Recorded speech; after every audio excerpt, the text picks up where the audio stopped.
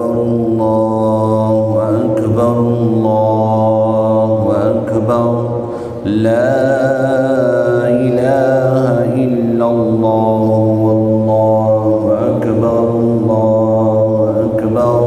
ولله الحمد الله أكبر الله أكبر الله أكبر لا إله إلا الله والله أكبر الله أكبر ولله الحمد الله أكبر كبيرا والحمد لله كثيرا وسبحان الله بكرة وأصيلا. بسم الله الرحمن الرحيم. الحمد لله والصلاة والسلام على رسول الله. أما بعد فأعوذ بالله السميع العليم من الشيطان الرجيم. بسم الله الرحمن الرحيم. ولتكملوا العدة ولتكبروا الله. صدق الله مولانا العظيم.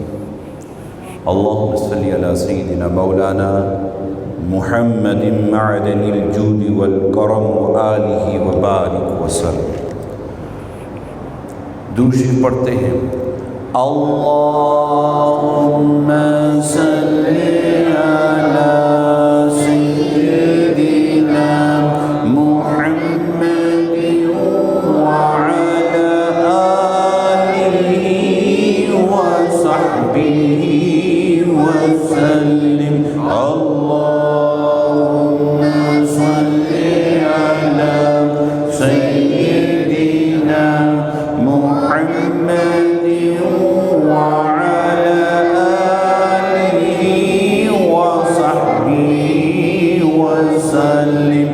اللهم صل على سيدنا محمد وعلى آله وصحبه وسلم. دوستان مکرم محترم، آج یکم شوال المکرم عید الفطر کا دن امت مسلمہ کے لیے انتہائی خوشیوں کا اور مسرتوں کا اور محبتوں کا دن. یہ دن ایک عظیم دن ہے جہاں یہ خوشیاں اور محبتوں کو لے کر اپنے دامن میں آیا ہے، فرحتوں کو اپنے اندر سمیٹ کر لے کر آیا ہے. وہیں یہ دن کچھ ذمہ داریوں کو بھی ہمارے اوپر لاتا ہے. یہ دن احساس کو جگانے کا بھی دن ہے.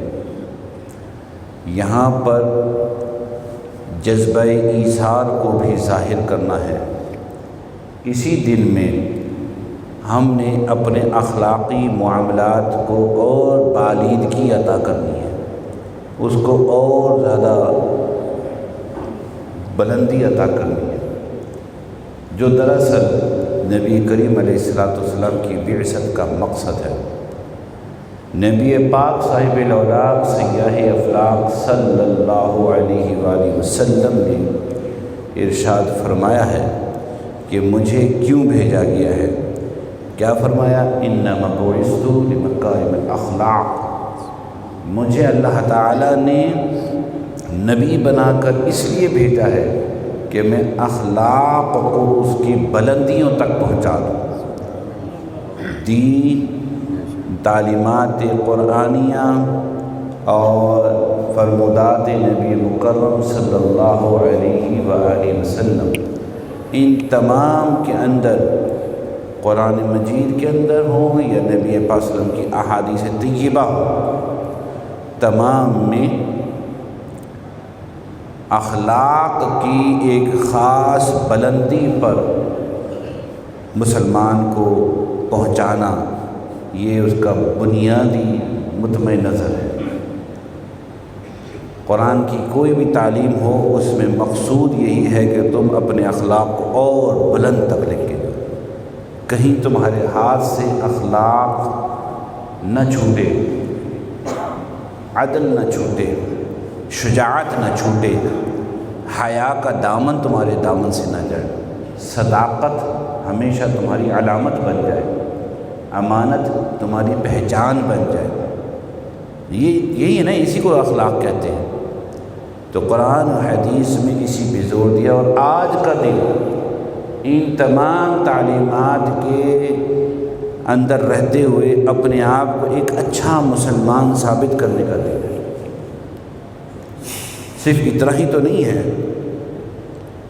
کہ خوشی ہے کہ ہم نے ایک مہینہ اللہ رب العزت کے حکم کے مطابق روزہ رکھ کر گزارا، اس کی مخصوص عبادتیں مثلاً سحری ہے، افطاری ہے، تراویح ہے، اعتکاف ہے، فطرانہ ہے، ان کی ادائیگی کر دی۔ اب اللہ رب العزت کے پیارے حبیب صلی اللہ علیہ وسلم نے فرمایا للصائم فرحتان، روزے دار کے لیے دو خوشیاں ہیں، فرحت عند الافطار، ایک خوشخبری تو اس کی ہے جب وہ افطار کرتا ہے کہ ہاں میں نے پورا دن اللہ کے حکم کے مطابق بالآخر گزار لیا، اللہ نے مجھے کامیاب کر دیا، میرا روزہ باقی رہا اور میں نے افطار کیا۔ ایک فرحت، جب کام پورا ہو جائے تو انسان کو ایک فرحت محسوس ہوتی ہے۔ اب آپ خود تھوڑا سا غور کیجیے گا، میرا احساس یہی ہے، میرا احساس یہی ہے 30 روزے پورے ہوئے، ایسا لگا کہ ہاں مکمل ہو گیا۔ 29 روزوں میں وہ جو ڈاؤٹ سی رہتی ہے نا کیفیت، وہ احساس اس 30 روزے میں نہیں ہے۔ ایسا محسوس ہوا ہاں کام مکمل ہو گیا، کچھ نہیں پیچھے بچا۔ جو کہا تھا رمضان کے روزے رکھو، وہ ایک کھا گئے ایک پی گئے والا چکر جو چلتا ہے، کچھ نہیں، 30 پورے ہو گئے الحمدللہ۔ تو جب روزہ شروع سے آخر تک رکھ لیا تو صائم کو، روزے دار کو کیا ملی؟ فرحت ملی، خوشی ملی۔ تو نبی مکرم صلی اللہ علیہ وسلم نے فرمایا روزے دار کے لیے دو خوشیاں ہیں، ایک جب وہ افطار کر لیتا ہے، اور دوسری کیا ملے گی؟ دوسری ملے گی اللہ تعالیٰ سے ملاقات۔ اللہ اس کا انتظار ہے، اس کا انتظار ہے۔ تو عزیزان مکرم ہوتا اللہ سے ملاقات اخلاق کے ساتھ ہے، ایمان کی سلامتی اور بلندی کردار، یہ چیزیں ہوں گی۔ آئیے آج کے اس عظیم دن میں، اس پرمسرت دن میں، خوشیوں والے دن میں خوشیوں کو تلاش کرتے ہیں۔ خوشی کپڑے بدلنا، اچھے نئے کپڑے پہننا خوشی نہیں ہے۔ خوشی دراصل کسی کے چہرے پر خوشی کو پہنچانا ہے۔ میری وجہ سے کسی کے چہرے پر ایک مسکراہٹ آ گئی، اس کی زندگی میں ایک سکون کی لہر آ گئی، تو بس اس کا مطلب یہ ہے کہ مجھے خوشی مل گئی۔ ورنہ اکیلے خوشی بھی کوئی خوشی ہے؟ اس کو کون خوشی کہتا ہے؟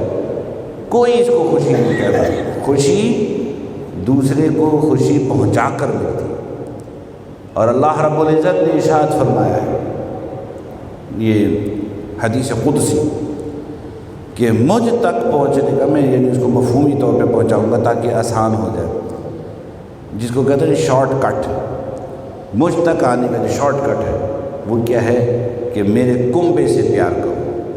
اب اللہ کا کنبہ کیا ہے؟ مخلوق اللہ کا کنبہ ہے۔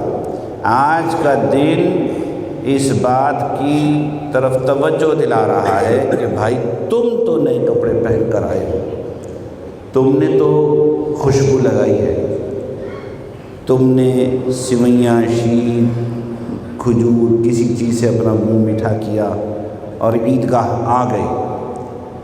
کیا کوئی ایسا تو نہیں تمہارے گرد و پیش میں کہ جس کو کپڑے میسر نہ ہو؟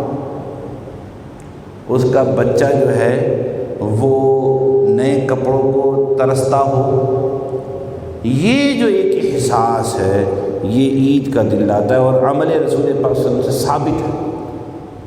کیا آپ نے بچپن سے وہ نہیں پڑھا کہ وہ ایک عید کا دن تھا اور پیارے نبی صلی اللہ علیہ وسلم عید گاہ جا رہے تھے اور ایک چھوٹے سے بچے کو دیکھا جو ایسی گندے سندے سے کپڑے پہنا ہوا تھا اور وہ رو رہا تھا؟ اس کو پوچھا بیٹا ادھر آؤ، کیوں رو رہے ہو؟ کہتے نا میرے ماں باپ ہیں، میں غریب ہوں اور میرے پاس کپڑے نہیں ہیں، بچے کتنے اچھے اچھے کپڑے پہنے پھر رہے ہیں، میرے پاس کچھ بھی نہیں ہے اس عید کے دن۔ تو پیارے نبی صلی اللہ علیہ وسلم نے کیا فرمایا؟ آپ نے فرمایا بیٹے کیا تجھے یہ پسند ہوگا کہ میں تیرا باپ اور عائشہ تیری ماں بن جائے؟ اور آپ اس کو لے گئے گھر اور اس کو کپڑے پہنائے، نئے کپڑے پہنائے اور ساتھ عیدگاہ لے گئے۔ کیا یہ واقعات ہمارے نصاب کی کتابوں میں، میں کسی اور کتاب سے تو نہیں بتا رہا ہوں، یہ جو ہم روزانہ کی اپنی دوسری چوتھی پانچویں کی اردو کی کتاب اسلامیہ کی اس میں لکھا ہوا، وہ جو عمل رسول پاک صلی اللہ علیہ وسلم نے کیا، کیا اس کا کبھی مظاہرہ میرے ذات سے ہوا؟ میں نے کسی غریب کے کپڑے تن پہ کوئی نئے کپڑے پہنائے عید کے دن؟ موضوع آج کا ہے، عید کے دن میں نے کسی کا احساس کیا، اپنی خوشیوں میں خوش ہو کر کہیں ایسا تو نہیں کسی کا دل دکھا دیا؟ اور ایسا ہمارے سے ہوتا ہے، بھائی ہم خوش ہیں، دوسرے کا دل دکھتا تو دکھے، دوسرے کے دل کو خوش کرنا ہے۔ عزیزان مکرم محترم، یہ تو دن اتنا عظیم دن ہے، اتنا بڑا دن ہے، اتنا بڑا دن ہے کہ رب ذوالجلال فرشتوں کو دیکھ کر اور بلا کر ان بندوں کو دکھاتا ہے، اور پھر ایک فخر ہی ہوتا ہے، اس کو واحی کہتے ہیں، اس انداز میں کہتا ہے اے میرے فرشتوں تم ذرا اب بتاؤ ما اجر اجیرا وفا عملہ، بتاؤ اس شخص کا، اس مزدور کا کیا بدلہ ہوگا جس کو جو ڈیوٹی دی تھی اس نے وہ ڈیوٹی پوری کر دی۔ بتاؤ فرشتوں۔ فرشتے کہیں گے یا اللہ جس مزدور کو جو ڈیوٹی دی جائے، جو کام دیا جائے وہ کام پورا کر دے تو اس کا حق یہ ہے کہ اس کو پھر جو اجرت دینی تھی وہ پوری کی پوری اجرت اس کو ملنی چاہیے۔ وہ جو ہم کہتے ہیں نا پسینہ سوکھنے سے پہلے مزدور کی مزدوری دے دو، اللہ نے یہی سوال کیا ہے فرشتوں سے، اے فرشتوں یہ بتاؤ کہ ایک آدمی جو مزدور ہے اور اس نے اپنی ڈیوٹی پوری کر لی، اس کو کیا بدلہ دیا جائے، اس کو کیا اجر دیا جائے؟ فرشتے کہتے ہیں اس کو جو بھی اجرت طے ہوئی ہے وہ اس کو پوری ملنی چاہیے۔ اب اللہ رب العزت ارشاد فرماتا ہے تو بس پھر فرشتے دیکھو سنو، یہ جو میرے بندے ہیں نا، یہ جو میرے بندے ہیں انہوں نے پورا رمضان شریف کا مہینہ روزے رکھ کر گزارا ہے، انہوں نے اپنی ذمہ داری ڈیوٹی اسائن ڈیوٹی پوری کر ڈالی ہے، اور اب یہ راستوں میں جب گھر سے نکلے تو کیسے نکلے؟ چیختے چلاتے دعا کرتے تکبیرات بلند کرتے ہوئے، یعجون بالدعاء، وہ میری طرف آئے ہیں تو دعا کرتے اللہ اکبر لا الہ الا اللہ اللہ اکبر وللہ الحمد، تکبیرات بلند کرتے ہوئے گھر سے عیدگاہ تک آ گئے۔ انہوں نے ڈیوٹی بھی پوری کی اور اب یہ تکبیرات اور دعائیں کرتے ہوئے یہاں آ گئے۔ مجھے اپنی عزت کی قسم، اپنی جلال کی قسم، اپنے بلند مقام کی قسم اور اپنے کرم کی قسم، یہ شعب الایمان کی حدیث سنا رہا ہوں، کوئی روحانی کوئی جاسوسی ڈائجسٹ نہیں سنا رہا آپ کو۔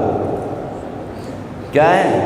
وعزتی وجلالی وکرمی وارتفاع مکانی، مجھے اپنے مکان کی بلند، اپنے مقام کی بلندی کی قسم میں نے ان سب کو بخش دیا۔ یہ عیدگاہ میں جب آئے ہیں تو اب یہ اس طرح سے آئے ہیں کہ میں نے ان کی ساری دعائیں قبول بھی کر لی ہیں، اور اب جب یہاں سے گھر لوٹیں گے تو یہ بخشے ہوئے لوٹیں گے۔ اب بتاؤ میرے عزیزو کتنا عظیم دن ہے یہ، کتنا عظیم دن ہے یہ۔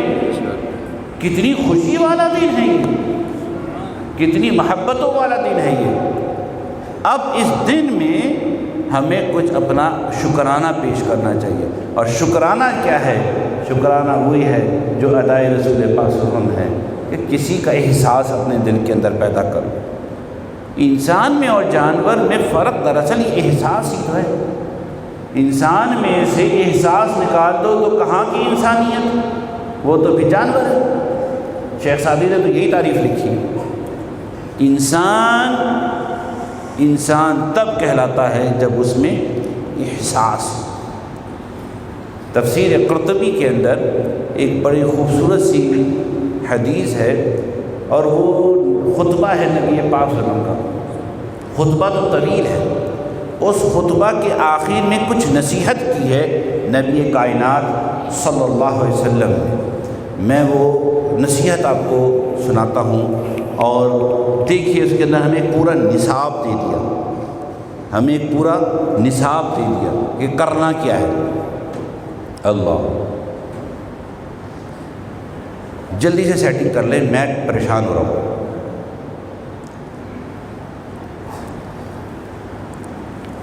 جس کو جہاں جگہ ملے بیٹھا کرو، جس کو جہاں جگہ ملے، ٹھیک ہے جی، جس کو جہاں جگہ ملے بیٹھ جاؤ۔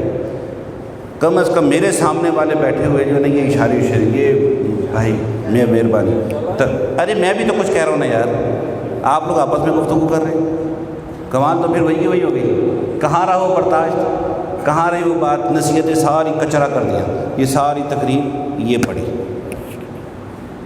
کیا سیکھا آپ نے؟ کچھ بھی نہیں سیکھا۔ آئیں گے سجدہ کر کے چلے جائیں گے، سیکھا کچھ نہیں، سیکھا کچھ نہیں، ادھر سے ہو۔ اللہم صلی علی سیدنا مولانا محمد معدن الجود والکرم وآلہ وبارک وسلم۔ یہ امام کا حق ہوتا ہے کہ وہ کسی کو موقع پر خطبے کے دوران ٹوک سکے۔ دوران خطبہ کسی کو بات کرنے کی اجازت بھی نہیں ہے، یہ صرف امام کا حق ہے۔ محمد عاکف قادری کا نہیں، میں کچھ نہیں ہوں، امام کا حق ہے جو یہاں بیٹھا ہے۔ محمد عاکف اگر وہاں ہوگا تو وہ بھی نہیں کہہ سکتا کہ بھائی ادھر ہو جاؤ ادھر ہو جاؤ، لیکن میں یہاں ہوں تو یہ جگہ مجھے حق دے دے گی کہ میں آپ کو ٹوک سکتا ہوں، روک سکتا ہوں، بتا سکتا ہوں، سمجھا سکتا ہوں، وغیرہ وغیرہ۔ اعلیٰ حضرت کیوں؟ کیونکہ امام بحیثیت امام علاقے کا باپ کی حیثیت رکھتا ہے۔ کاش ہم اس بات کو سمجھیں۔ آپ محمد عاکف قادری کو نہ دیکھیں، کالی داڑھی کو نہ دیکھیں کہ میری سفید داڑھی، اس کی کالی داڑھی، میں بابا تو یہ بچہ، اس کو دیکھو میں بیٹھا ہوں۔ عزت اس منبر رسول کی ہے حضرت، محمد عاکف قادری کی عزت نہیں ہے۔ اور یہ جو حق ہے یہ مجھے اس نے دیا ہے، اس سے نیچے گیا زیرو۔ میرے کلاس فیلو یہیں پھرتے ہیں، میرے ہم جماعت، میرے لنگوٹی یہیں پھرتے ہیں، لیکن آج اگر آپ دوست مجھے پیار کرتے ہیں یا کہیں کوئی مجھے جانتا ہے تو اس منبر کی وجہ سے جانتا ہے، ورنہ کون جانتا محمد عاکف قادری کون ہے؟ بھائی ایک آدمی ہے، بس اللہ نے پیدا کر دیا، کھا پی کے دنیا سے چلا جائے گا۔ تو واپس آتے ہیں، سنیے نبی مکرم صلی اللہ علیہ وسلم نے ارشاد فرمایا ایک خطبے میں، امرنی ربی بتسع، میرے رب نے مجھے 9 باتوں کا حکم دیا ہے کہ میں ان 9 باتوں کو پورا کروں۔ اب یہ 9 باتیں ذرا پلے باندھنے کی کوشش کیجیے گا، جو یاد رہا، جو بھول گیا۔ نبی پاک صاحب الاولاق سیاح افلاق صلی اللہ علیہ وسلم فرما رہے ہیں کہ الاخلاص فی السر والعلانیہ، اپنی تنہائیوں میں اور اپنی جلوتوں میں،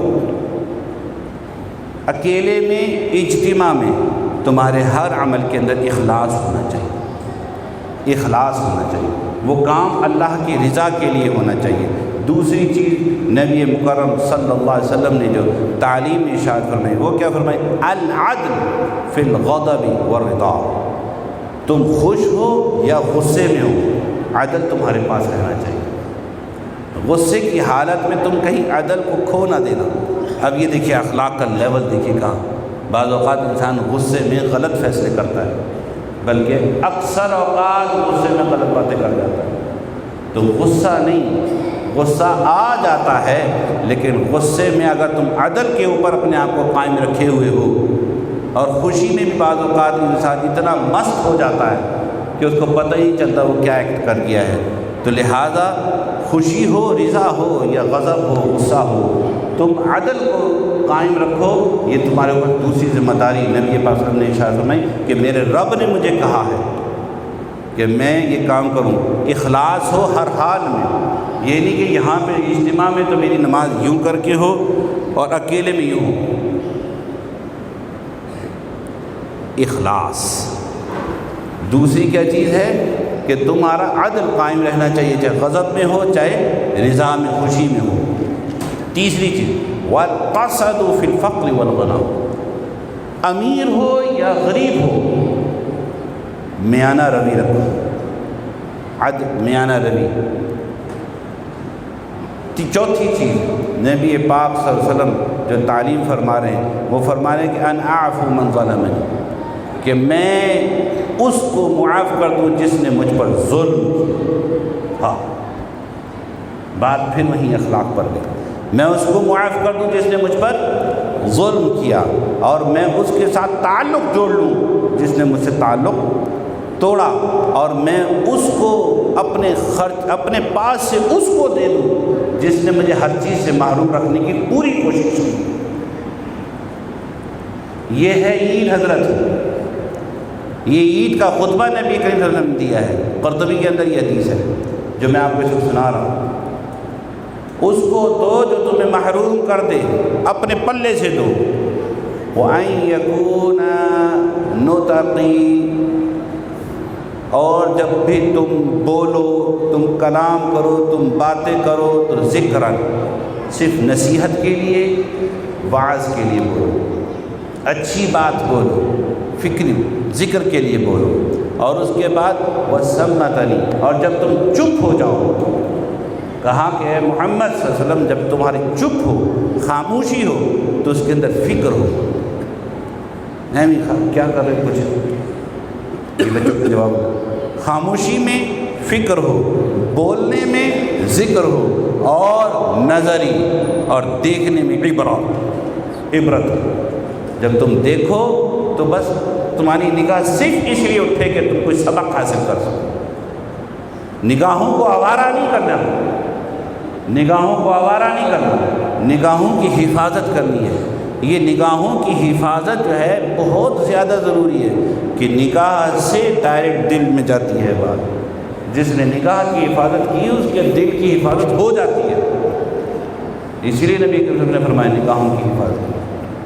تو عزیزان مکرم محترم، آج کے اس عید کے خطبہ میں جو بنیادی طور پر سبق دیا جا رہا ہے، آپ دوستوں کے ساتھ میں جو چیز شیئر کر رہا ہوں وہ کیا ہے، ہم نے اپنے اخلاق کو بلند کرنا ہے، اپنے آپ کو اعلیٰ اخلاق کا مالک بنانے کی کوشش کریے، جس مقصد کے لیے نبی کریم صلی اللہ علیہ وسلم کو دنیا میں مبعوث کیا گیا۔ انما بعثت بمکارم الاخلاق، مجھے بھیجا اس لیے گیا ہے کہ میں اخلاق کو ان کے اعلیٰ معیار تک پہنچا دوں۔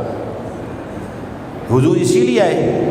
اب حضور کا مشن پورا کیسے ہوگا؟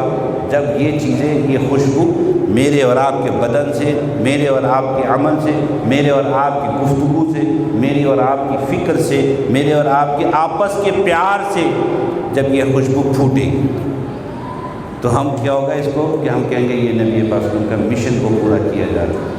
اگر ایسا ہوا، خدا نہ، یہ اوپر بچے باتیں کر رہے ہیں، آپ لوگوں کو سمجھ نہیں آتی جو بڑے اوپر بیٹھے ہوتے ہیں کہ تھوڑا سا احساس کر رہے ہیں کہ بھئی چلو بچوں شاباش، اللہم صلی علی سیدنا محمد وعلی آلہ سیدنا محمد،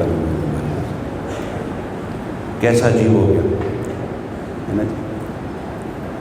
تو اگر ایسا ہو کہ ہم جو ہیں آپس میں محبت کے بجائے عداوت کیے بیٹھے ہوں، آپس میں محبتوں کے تبادلوں کے بجائے ہمارے صرف گالم گلوچ کے تبادلے ہو رہے ہیں، اللہ تعالیٰ معاف فرمائے، اللہ تعالیٰ معاف فرمائے۔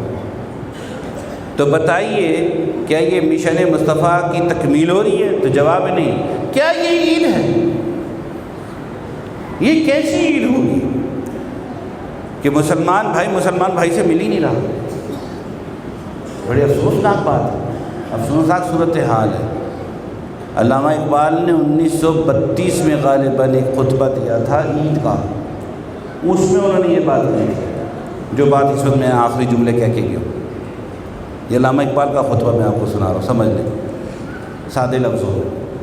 اللہ یوں تو ہے نا، علامہ اقبال مفکر پاکستان، ان بابوں کی باتیں بھی تو پڑھنی ہیں، اور صرف پڑھنی نہیں ہے، ان کو ہم نے اپنے اندر اپنے کردار میں اپنے عمل میں اتارنے کی کوشش کرنی ہے، اور صرف جو یہاں ممبر پر بیٹھا ہے یہ باتیں کرنے کے لیے نہیں ہوتا، اس کو بھی ضرورت ہے۔ میں کل میرے بھائیوں کو کہہ رہا تھا، دوست کو، کہ سیدنا عمر فاروق رضی اللہ تعالیٰ عنہ فرماتے ہیں کہ میرا سب سے اچھا دوست وہ ہے جو مجھے میرے عیب بتائے، جو مجھے میرے عیب بتائے، وہ اچھا۔ سب تعریف ہی کیے جائیں گے تو پتہ کیسے چلے گا بھئی غلطی کہاں ہو رہی ہے؟